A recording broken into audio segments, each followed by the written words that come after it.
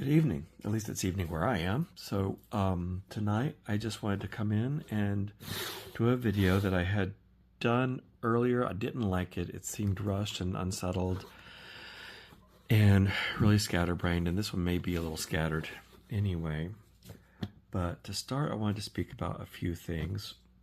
One, Sandra from Spirit of Avalon, her channel, did a short video on some crystals that she had received, and of course I've got mine, and I think a lot of us do, but it was very enjoyable. If you have a moment, give that a watch, because it really is just a joy to watch her. And then also with Marilyn's Tarot Take. When she was live last time, she had spoken about a book, which I had mentioned to her that I was reading as well. Robert M. Place's The Tarot, Magic, Alchemy, Hermeticism, and Neoplatonism, 3rd edition.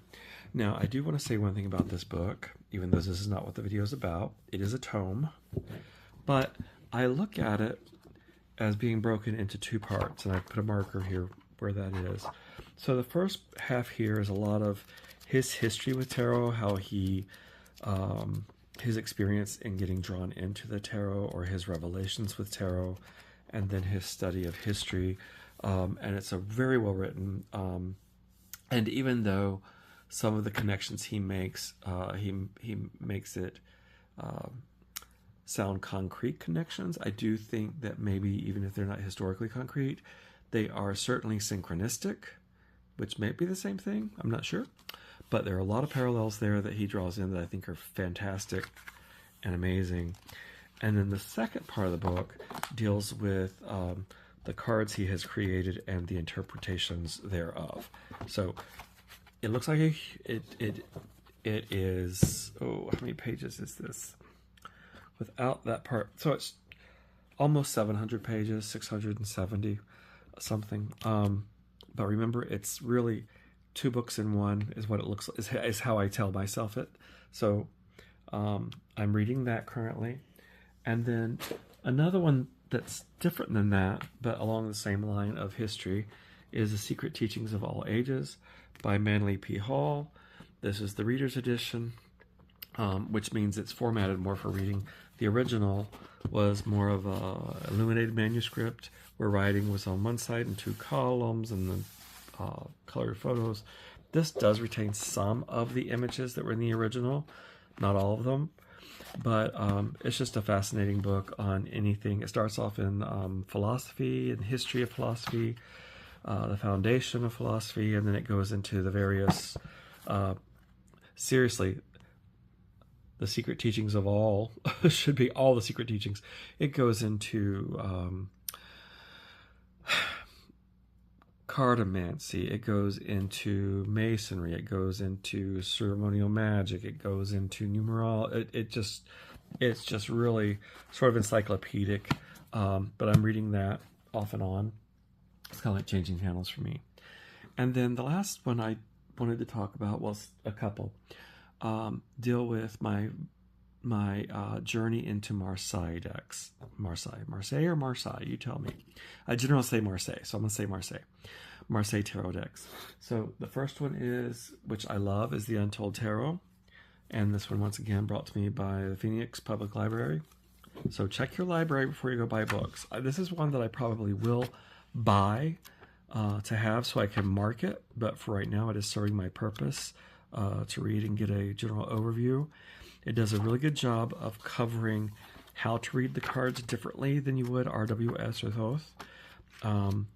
And I will speak about that in a little bit, but that's a really good book. You can look it up. I'm sure there are other reviews online about that. And then I'm also reading, this is by Yoav Ben-Dov. If you look up his book on Amazon or wherever, you'll get the English version. This is in Spanish. I read Spanish, not a big deal. But this, once again, came from the library. And it does a really good job of breaking down how to see the cards, how to see numbers, how to use numbers in cards and card readings.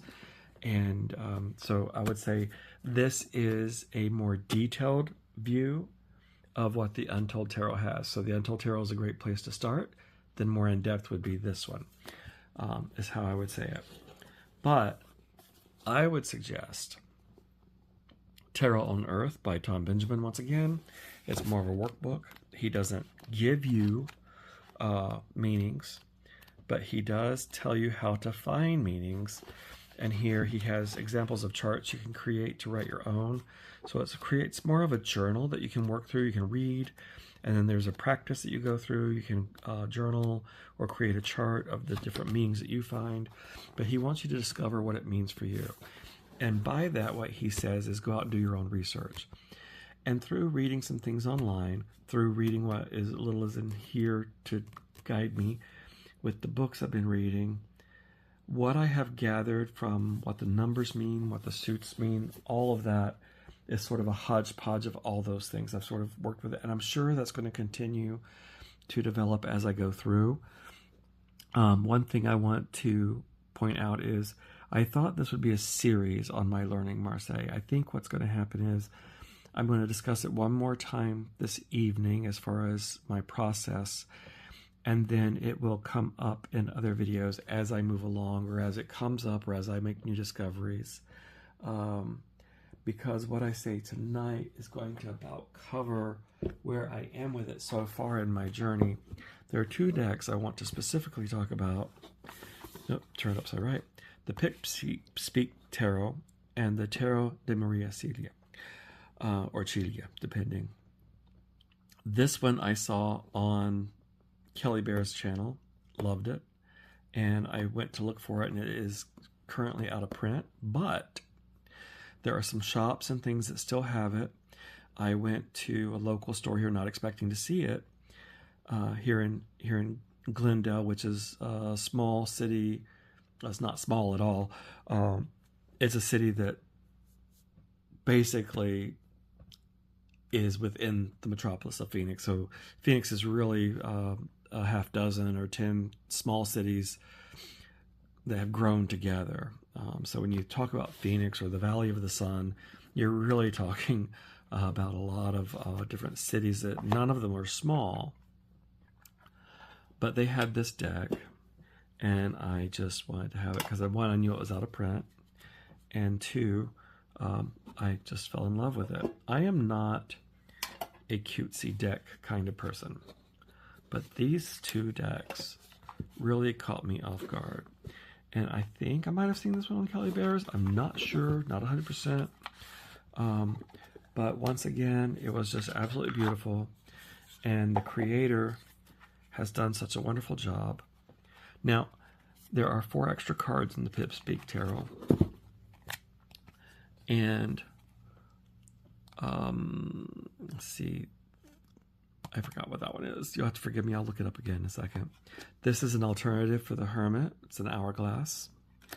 This are 2 yes/no cards. Oui et non. And then just Miss Marseille. So those are the extra cards. Go there. Just a nice little thing. And then they have the guidebook. Now, before I go through the cards, I do want to say this about this guidebook. This guidebook is excellent. And I think if she were to offer it as a separate little book, I don't know, charge $10 for it, or a PDF download, charge whatever, I think it would do well. This one sums up the 2 books that I've shown you in such a way that if this was really great for beginners, it really has a place to start.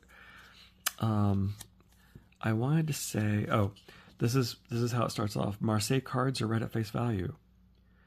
The 10 of coins are way better than 1. 1 coin is actually as few as it gets, so don't get excited seeing it on a reading about getting a raise. So, I mean, it's just really, really point blank. The fool is walking around barefoot with no belongings or ripped pants. So if he pops up as your current crush, you know that commitment won't be his thing. So, I mean, and she doesn't give a phrase like that for every card, but she does have a little something here for each card. But it's not a full meaning. I mean, it's just enough to get you started. It has a little bit of numerology here for your interpretation. They don't call it numerology. I do. Anytime you take a number and add a meaning to it, I call that numerology. I don't know what else you would call it. Here's another example of a visual. 1 coin, little money. 10 coins, lots of money. Ace of Cups, 1 drink, little love or feeling. 10 of Cups, 1 too many because 1 just spilled over. Very interesting. So different ways to look at it. So it's just a great book. It has everything in it you need to get started. And what I'm going to do is I am going to make, I might have said this earlier in another video, I'm going to make copies of this pages. And I'm going to take, since they're narrow, I'm going to take this and put it at the top of a page and then have room to journal below it. And I think owning this allows me to do that. I'm not making copies to give away or sell. I'm making copies for my own personal use. And so I think that's great. I think if she were to make a journal out of this, like I said, take the booklet, I would buy it from her. Even though I'm going to make one, I would buy it from her. Take what's here, put it at the top of a page, and then have a space to journal below. So excellent little booklet. If you're thinking about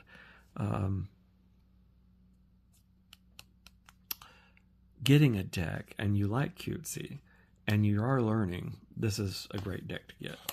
I don't normally like cutesy, like I said, but these two, this edging on this card is a matte sort of gold, but I don't know if you can see it on here or not, but the suits are in different colors, but they sort of kind of bleeds through a little bit. Especially if I just slant the cards like that, I just think it's beautiful. So these are well made. They're smaller than normal tarot, and that's fine. The box is excellent. It's a very sturdy matchbox. The thing I like about this is this ribbon, and it's not just on there in a chintzy way. It's very sturdy, and it's really in there. So I don't know how they did that or what they did to get it in there, but it is, I mean, that's not coming undone. So it's got years of life in it, and the drawer, if I picked it up like this, it would start sliding out, but it's not going to spill because it's snug enough that the air pressure keeps it in. Great deck. So, like she said, and like I've read in all the other books, we have to look at Marseille at face value. And that means a fool is a fool. I don't have the majors on top here. Let me get that fixed real quick. Here we are. So, like she said, the fool is walking around, eyes in the sky. You know, you can say his mind is in the cloud. And I just noticed I didn't light my candle. I usually do. Let me do that really quick. His eyes are in the sky. You know, he's daydreaming, possibly not looking where he's going. This one has a cat. This one has a dog or a cat. It's kind of hard to tell. But just tropping along. And no care in the world. So a fool is a fool. If this one pops up, you're dealing with someone who is maybe not all there. Or a daydreamer. Or big dreams that can't commit. The magician, the batelier, is the trickster. He's the guy on the street corner playing those card game tricks, trying to take your money from you. He's the guy that is the house, and the house always wins. So if he comes up, you know you've got some sort of gameplay afoot, and you need to keep your eyes open. La Papesa. Most of the major arcana don't change a lot from the Rider-Waite. Smith, it's just a sense of what they mean. This is instead of the Priestess. It has the same sort of background here. The open book. But it's just that feminine side of mystery. What's behind the veil. So I'm not going to go in depth. We will look at them because what they do is important. Like, what are they wearing? What are they doing? What are they holding? Which way are they looking? And we will talk about that. So here's the Emperor. You'll see they're both looking that way. Now, typically, if they're looking to the left, that means they're looking to the past. If they're looking to the right, they're looking to the right. Or if there were another card here that was facing them, they would be looking at it, which means this person is putting more emphasis on what's right here. So it's maybe not in the past, maybe it's what's right beside them. Maybe they're looking back at it. So which way they're looking is terribly important. And we'll talk about that in a minute. So let's go through these really quickly. L'amour. And once again, in Marseille, from what I've read and what I can tell, is the positions, the king, the queen, the knight, how they're dressed, or what they're holding, or which way they're looking is more important than their title. Now, their title could indicate who they may be within the realm of the question you've asked, but that is not the first thing you would look at. The first thing you would look at is, what are they wearing? What are they holding? Which way are they looking? Are they holding? Okay, so if there's a sword being held, is it being held pointed up or point down? Is it at the ready, or is it ready to attack? Or is it ready to make a move? So that's sort of the thing we're looking at. Le pendu. So the hangman in the RWS system means that there's a pause, there's a wait, there's some time out, there's some processing going on, there's some deep thought, looking at things a new way. This means that someone has betrayed somebody. This person is a traitor. This is how they punish traitors. And that's point blank in Marseille. You're looking at this person. What have they done? Or maybe I betrayed myself. Maybe I said I wasn't going to have that chocolate cake today because I'm trying to lose weight, and I ate the chocolate cake. So I betrayed myself. Not a very deep focus on it. Or, maybe I said I was going to get up early so I could do meditation, and I didn't. So maybe that's the way I betrayed myself. Not following through on my own goals. So it doesn't have to be someone in your life is going to betray you. But when that pops up, that means that something has flipped the script and isn't following through as should be. The devil is very similar meaning. The tower is very similar meaning. Something is being disrupted. The star. These don't have hugely different meanings than RWS. They're very much the same. And then I think when I get to the pips, we will flip through. Just kind of like what we're doing now. Le Monde. I love the titles in French. I don't speak French. I know maybe like 2 or 3 phrases. I think that's most of us. Whatever we had in that one semester or 1 year in high school. But, oh, this is batons and cups. It doesn't matter. I'm just going to let them go through like this. This is a little bit different on the PipSpeak. Instead of blooms, they have these little elf-looking creatures, which I think is awfully cute. But here we see the 2 and the cups, the 3. I will start talking. Okay, let me talk about the pips as we go through them. So the 3s. The 2s, there's a nice balance. The 1, there's a beginning. So the 1 is like a seed. There's a beginning. There's something to work with. It's entered. The idea has entered your head. The project has gotten the start. Okay. There is a positive emotional response, a spark, something to begin. And now it's got a partner in crime, so to speak. So what do wands mean in Marseille? Now there's this idea of elemental correspondence, meaning that cups are water, wands are fire, and that more or less comes from the Golden Dawn tradition, which is where the RWS and the Thoth come from, and the elementals. Marseille predates those elemental correspondences. But there's some natural things that occur that made those correspondents come into being or being listed as they are. Cups do hold liquid, so they do hold water. They hold emotions are always seen as being fluid. Emotions were always related to the moon and the ocean and the pool in the ocean, the pool in the water. So that's very common. Wands are typically wood. You do burn them as logs. You build with them. You construct with them.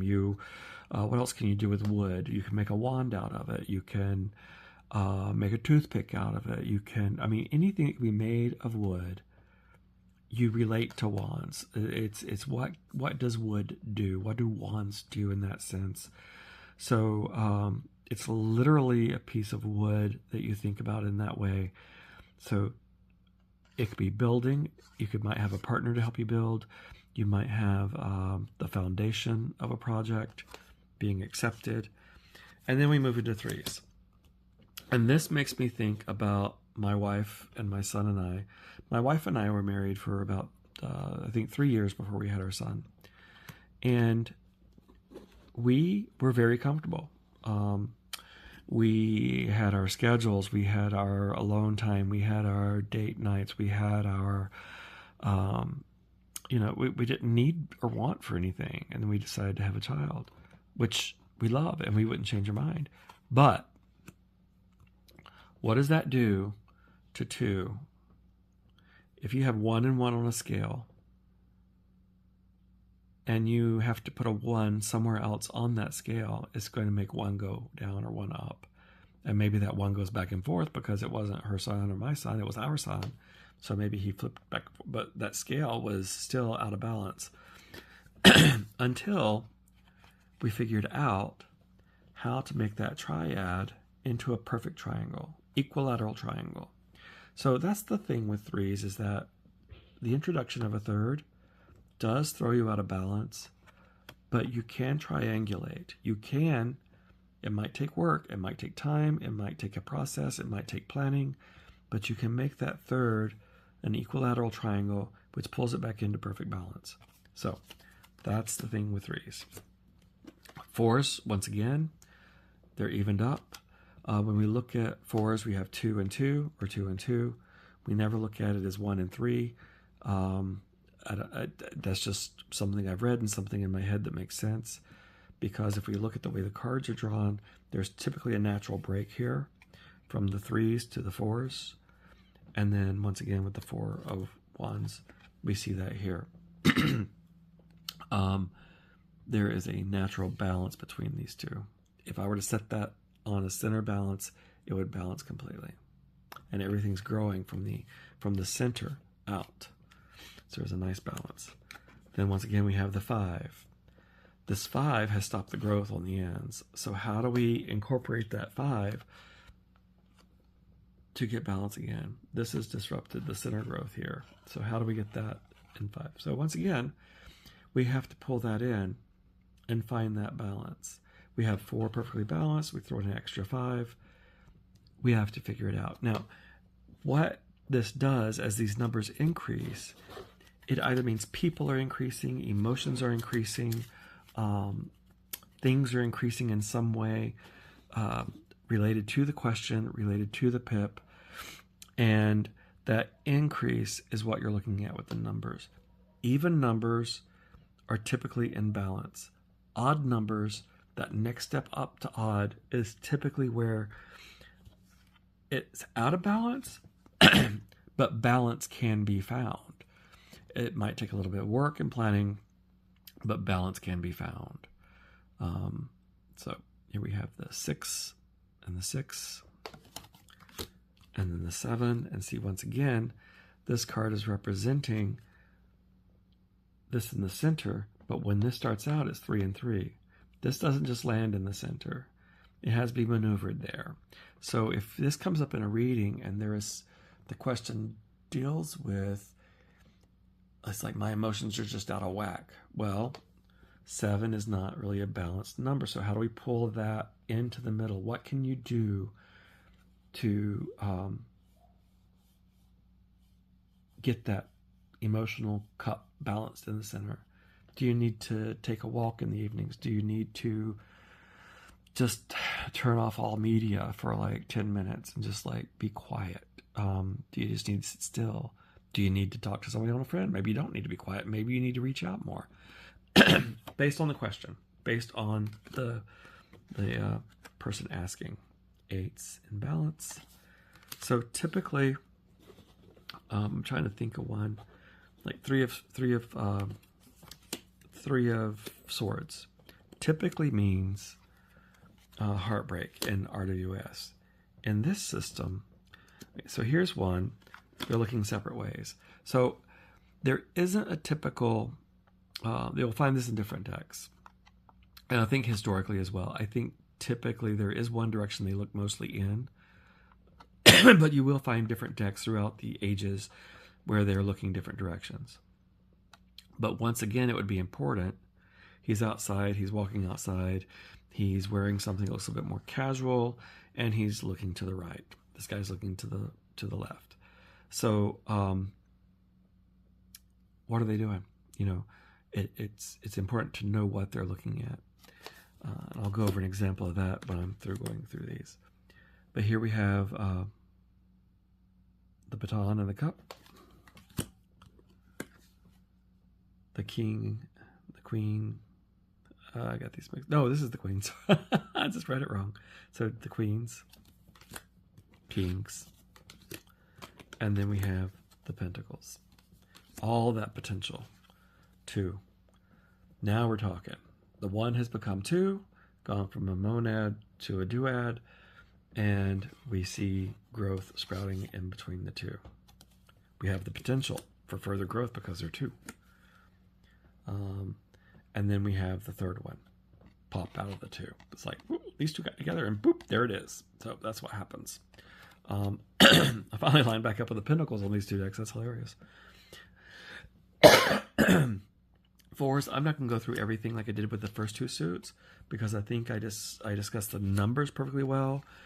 The pentacles, of course, deal with all things financial or material. What was I saying? I'll say it when I get to the 3 of swords. That's what I was going to talk about. Typically, in the RWS, the 3 of swords is heartbreak or breakup or disappointment of some type. And the one thing that in the Marseille, we stick straight to the swords. They slice, they cut, they move through the air. So maybe it does have that connection to the air. But let's see, I've got mixed up here somewhere. So I'll go through these and maybe I'll line up with the swords together. Oh, I see these are cups. All right. Well, I'll go through the swords and the cups here. So, swords and cups. And then here we have the 3. So, 3 of cups. So, the 3 of swords is not necessarily, but we think about swords slicing, cutting, moving through the air. It is connected to ideas and thoughts. So what started with the 2s, maybe the building of an idea, the increase in an idea, the partnership of building an idea has been cut in 2 by the 3rd. So maybe you're working on a project and there are 2 people, and it's you and another partner, and then all of a sudden we got this 3rd person that the boss says, oh, well, now we want Dan to sit in there with you guys. I don't know who Dan is. If your name's Dan, forgive me. But to sit in there and share his ideas as well. So now we got this 3rd wheel. What are we going to do with him? Because he's just now coming in late. We already started. I mean, a lot of ways this can be interpreted, but not typically heartbreak, not typically a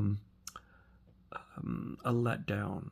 Just another thought process is entering, another idea is entering, another entry into the void is coming in that we're going to have to deal with. So that sort of thing is the thinking behind that. So I'm going to stop there with the numbers, and as I explore, I will go through and discuss those as I come across or have new enlightenments. But I've had a lot of fun with this, working with the Pips, working with Marseille. And I think right now where I am is I'm still using most of my RWS decks and my Oracle decks for my general readings. Maybe my work in the morning if I remember to do it, in the evening if I remember to do it. I'm horrible at journaling. I say every time I start, I'm going to keep doing it. And I have my journal. And I'm just going to keep my journal beside me until one day I'm like, okay, I'm just doing it. I don't know where I got these mixed up, but somewhere. I'm sure when I go back to look at the video, I'll see it like, oh, that's what I did different. But let's just go ahead and see the rest of these. And then I will show the rest of these. These, I will say, are absolutely beautiful. I love the colors. I love that it has these little gold designs on here. I don't know if you can... Oh, yeah, there they go. It has some spot gloss on certain things. Or do they call it gold foil? I'm not really quite sure, but it's really beautiful. And like I say, it's a cutesy deck. I don't go for cutesy, but I like this one. I'm usually not a dark tarot person or a dark themed person like vampire or spirit of the night kind of thing. I do like serious decks. Decks that make you see the world in a different light. Okay, what I want to say is I will do an example of a reading that I saw something similar to it. Okay, so let's see. Let's just pull a couple of random cards. See what happens. All right. I'm not going to shuffle them because it's just for an example. Let's just... Oh, and this is a linen cardstock. It's very beautiful. So let's say the 8 of Swords. And... Okay, so I'm going to put this one here just for an example. And then... Okay. King of Wands. So this is just a 3-card reading I did. And my question is, I'm working on a project. Will my ideas be accepted by the boss? And so here, I've got, let's say, me. Maybe it's my idea. I've put a lot of emotion into this project. So I'm the Page of Cups, taking my idea to the boss, who is represented in my mind by the King of Wands, and I just totally made this up, just looking at the cards. Who will be responsible for taking that idea and putting it into realistic form. And the 8 of Swords represents it's moving quickly. I do keep that from RWS, but it's this idea of the idea is balanced. It's almost complete. It's 8. It's not 9, but it's almost complete. And so it is really coming to fruition. But I'm not looking toward the end project. I'm not looking at the outcome. So my question is, something's holding me back from this completion. What is over here I'm looking back at? What is in the past that I need to sort out? And then I would maybe pull another card. Just the 2 of Wands. So maybe I'm looking back at the beginning of the project, or maybe I'm thinking about how it will start. And I know what the end will look like. I know what the completion will look like, but I'm not quite sure how to start it. And I know he's ready to go. Simple way of looking at this, and this is a different way you would read Marseille than you would RWS, I think. You're looking at, who is this person? He's an employee. He is putting a lot of emotion into his work. And he's not looking forward, he's looking back. What is he looking at? And that's where you draw an extra card. Or if he were over here, then his idea would have come to fruition. It's ready to go to the boss, and he has delivered it. It's at the end. He's delivered it. His boss is happy, ready to get going. And so it just means you got nothing to worry about now. It's going to be done. So simple. As I run to more things, maybe I can give more examples as I go through. But I hope you enjoyed that. This is an absolutely beautiful deck. It's a beautiful linen cardstock. It's PipSpeak Tarot. And it is just absolutely gorgeous. It just spans beautifully. It doesn't span great on this table because this cloth doesn't span well. And then the Tarot de Maria Celia. Check your local shops. I know Amazon doesn't have it anymore. There are still some places that have it. If you see it and you collect things that go out of print, this one's going out of print. It's still available in some stores.